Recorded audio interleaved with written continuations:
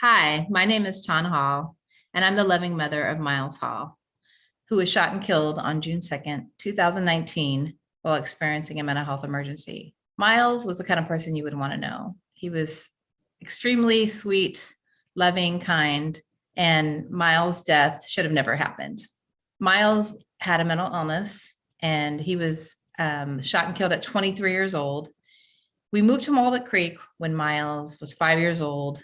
He went through middle school here, elementary, high school. He was just a great kid. We started seeing challenges with his mental health when he graduated from high school, and he began thinking he was Jesus, and he started knocking on some of our neighbors' doors thinking he was Jesus and preaching to them. While we live in a white community, Miles is African American. We knew that there were dangers for him. I noticed that there were not really any resources unless you were a danger to self, danger to others, or gravely ill. And that was really the hardest time for our families because I couldn't get Miles help. I even partnered up with the police department in Walnut Creek to make sure that they understood who Miles was, who they knew who he was, and that they would come with compassionate care for him. Unfortunately, on June 2nd, 2019 is when Miles was in a mental health emergency.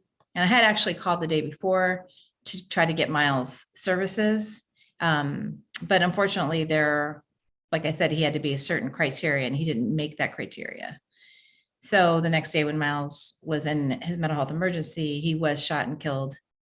Right after this happened, our family went right into action. We created the Miles Hall Foundation. Our mission is to make sure that something like this never happens again. Miles should be here today, and his legacy will not be in vain.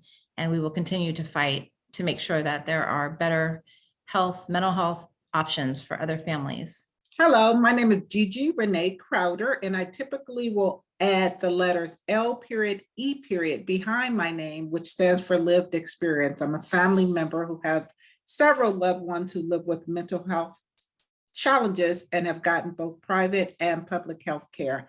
I'm so excited that I'm here in Contra Costa County and had an opportunity to participate in our design team as we look at a non-police response for those who are experiencing a mental health emergency.